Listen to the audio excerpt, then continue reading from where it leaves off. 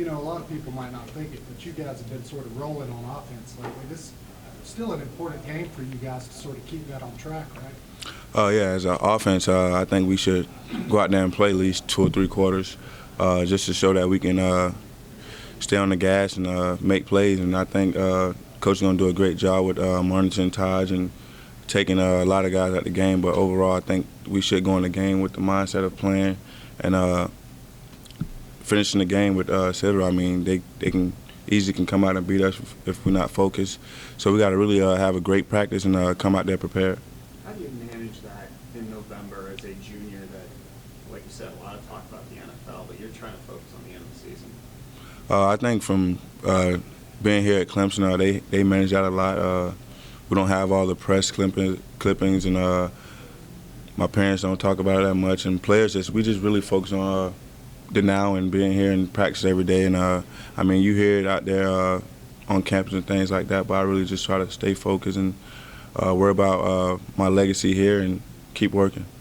Speaking of your legacy here, we all know wins are the bottom line, but what do personal records mean to you? You've got a chunk of them, a few more in reach. What do those personal records mean to you? I mean, they're great accomplishments, but at the same time, I'm a team person. I want to be 12-1. I want to go to the Orange Bowl. I want to beat South Carolina. Those are things that I really care about. Individual records, they're great at the end of the day, but at the same time, it's better when you're doing it with the whole team and coaches and the staff.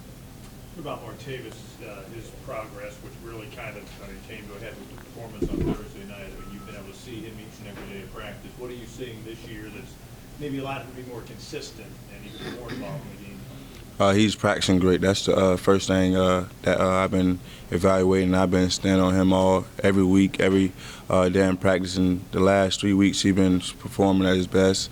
And I think that's from just me standing on him and the coaches being hard on him. And he got to be a big factor in this offense. And I just think he's getting the groove, and him and Ty's on the same page now. And he just been putting in the work. And I know if he put in the work, he'll do it on game day, and he's been playing great, and he's been helping this offense out a lot.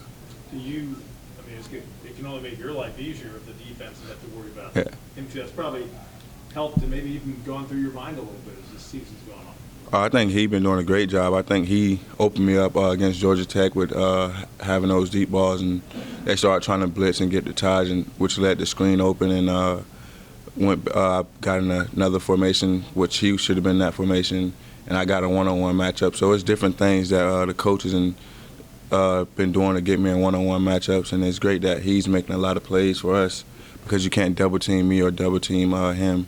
You got to be honest on defense. Have you served at all as kind of a mentor to Martavis, and has that been difficult as maybe your success enabled you to do that, even though you guys are both obviously the same age? I mean, both of us, we push each other every practice, and if he see me lagging or loafing, he'll get on me, and if I see him doing the same, or he's not finishing the catch and sprint at 10 yards or 5 yards, I tell him, man, give me more. And that's with the whole wide receiver core. We got a standard, and that's what I coach every day, and the coaches coach. And we all hold each other accountable, and that's the things that we've been doing this year. Whether last year we'll let somebody lag and loaf or miss a block, it didn't mean nothing. Now you'll see guys getting angry if one of our guys miss a block or mess up on the play.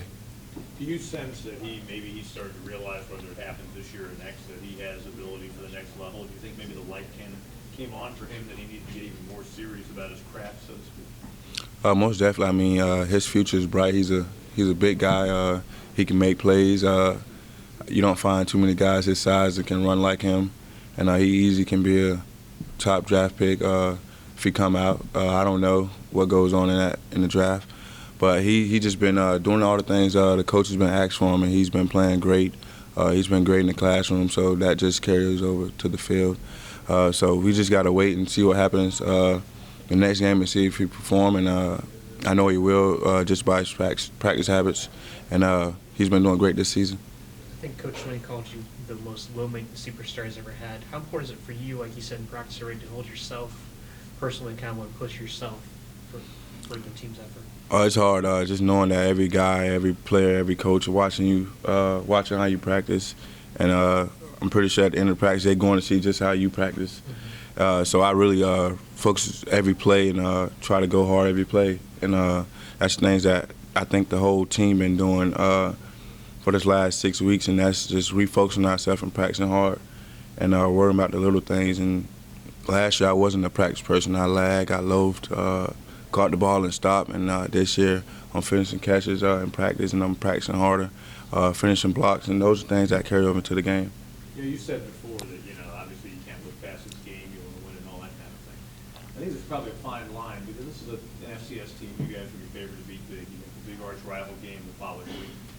Do you almost feel like you need a certain amount of playing time this week just to stay in the groove, whereas the inclination would be if you guys go up by 4 touchdowns early, they might start pulling starters? I mean, do you almost want to indicate to the coaches that, you want a certain amount of reps just so you don't, kind of get out of rhythm, so to speak? I think they know that we need the reps and we need to play.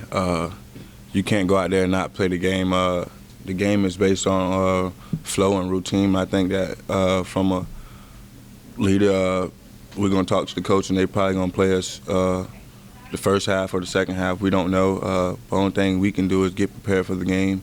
You don't know what's going to take place. And I definitely say that we're going to be prepared on offense to go out there and play the whole game. And hopefully we do play the whole game, play half of the game. It would be great just to put on a show for the fans and for the seniors and let them have a great time out there and have fun. As you just mentioned, Dabo calling you the most low-maintenance superstar he's ever been around. Maybe just what does that mean to you? And that's kind of an unusual tag, and usually you don't hear low-maintenance and superstar kind of used in the same sentence. Probably I don't say too much. Practice hard every day and go out there and have fun with it.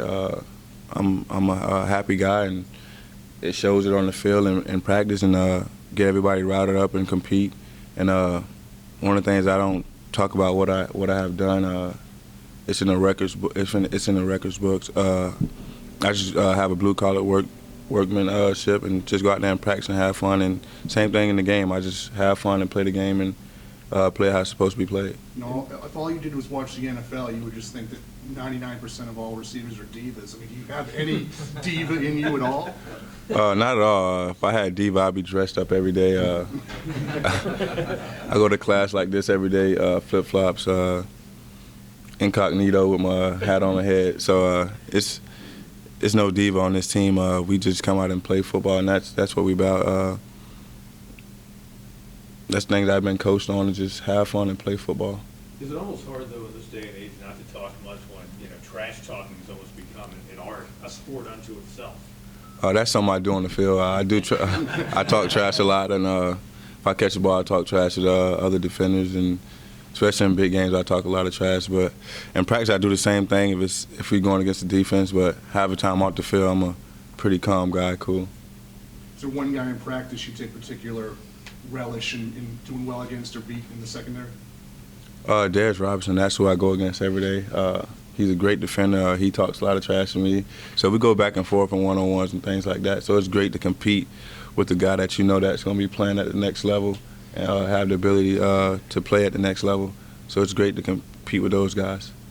Sammy, you were saying that individual honors aren't what you're all about, but I'm guessing you got to take a lot of pride in what you're doing this season compared with last season wasn't what you wanted it to be, wasn't all you wanted it to be. I'm guessing you take a lot of pride in what you've been able to kind of bounce back and accomplish this season. Yeah, I take pride in just coming to this season and dominating every team and put my face back on Clemson and letting everybody know I can play and be that same guy from my freshman year.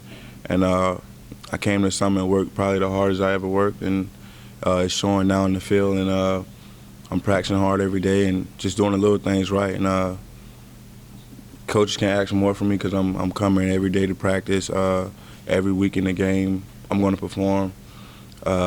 It's just by just listening to the things that they evaluated me on, and I evaluated myself. And I'm just turning to a complete player this year, and I'm working hard. I mean, you knew why things didn't go well for you last year. Did you ever, in January or February, did you ever doubt yourself and your ability, or did you just kind of have to look at yourself, overhaul some things, like you say, work harder, practice, things like that?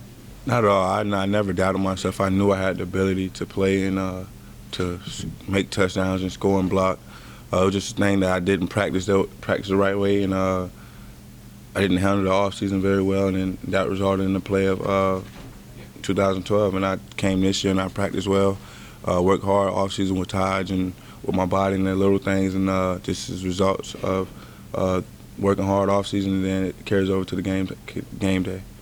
It's out of your control, obviously, the whole NFL draft thing. How do you deal with the swirl of people wanting a PC, like agents that might want a PC after the season? Do you tell them, don't talk to me till after the season, or how do you handle that? How you and your folks handle that? This university been doing a great job with information and compliance. You got to go through compliance. You got to be registered. I get tons of mail, and some of it I don't look at, some of it I do. But it's been very hard coming in these last 2 weeks. A lot of agents, financial advisors, a lot of stuff is going on right now, and I just got to stay focused, really, and block out those type of things. And at night, I just turn my phone off and go to sleep. During the day, you get a lot of text messages from different people you don't know. My parents just tell me, don't worry about it. Everything will work out at the end of the day, and just believe and have faith. And something you pick up basically in January when you have to make that decision, right? Yeah, just some things you just learn working with this staff. They teach about the agents, financial advisors, and all that other things. But right now, all thing I can do is focus on football, and everything else will play out. They'll have the time and the date to pick agents, or whenever I decide if I'm staying or not. So we really don't know yet. So Jay-Z hasn't knocked on your door? Nah, I don't even know what company he's with, so I don't know. Do you ever get surprised by just the sheer volume of people that somehow, some way are able to come across your phone number that you don't know to be able to text you and try to contact you? Yeah, it's crazy. I don't reply back, but you get all type of crazy names and all these stars and these people in the business world, but I don't really try to pay attention to it. Just if you can, just talk about what Boyd's meant to you as a player and off the field, and what type of relationship you guys have. He's been a great player here. Broke just about every record, but I think that guy is way bigger than football. Off the field, he's a great guy. He's a mentor. He's a leader, and he's who controlled this team besides Coach Sweeney, and he just keep us together. Off season, that's the guy that control the team, control the workouts. He do a great job off the field, and by having him, he have helped me not only succeed in football with throwing the ball to me, but just in life with decision making and about partying, about girls, women, everything. We talked about just about everything you could talk about, and he's a great guy off the field. Taj talked earlier today about how much he embraces being a role model and all the off the field things that come with being a star. Maybe talk about that aspect of your life a little bit too. How much do you enjoy your position of being such a high profile guy, and people looking up to you, and how important it is to kind of do things the right way? Oh, it's great just knowing that you got a lot of people watching you, and they're going to keep you straight. If you get in trouble, you're going to know you get in trouble. So you really got to not walk in the straight and narrow, because things going to happen, but you just try to be your best and try to lead by example and do the right things, because you got a lot of people watching and looking up, younger kids that hopefully want to play at Clemson, watching you. So you try to just do the best thing and do the things the right way, and that's what just being a citizen off the field and playing football the way it's supposed to be played. And I think this year I really noticed how important it is to be a great citizen and be a great player, and it correlates to both. You good citizen off the field, you're going to play great on the field. And that's things I've been doing this year, and focusing on being a great young man instead of being just a great player. And what have you shown NFL scouts this season that might not have been apparent before? What have you proven to them? I think I improved. I'm a complete player, and that's just by blocking this year. I didn't block my freshman year or sophomore year. I think I've been coming to this season. I have just about blocked every player if I can block if somebody in my area, and I think I've been doing great with that. And I think every guy and every receiver can catch and run the ball. I think I just been doing all the little things, and that's start stance, finishing the catch, running the right routes, break points, and I think those are things I focus on this year. Anything else? Thank you, Sammy. Thanks, Sammy. You're welcome.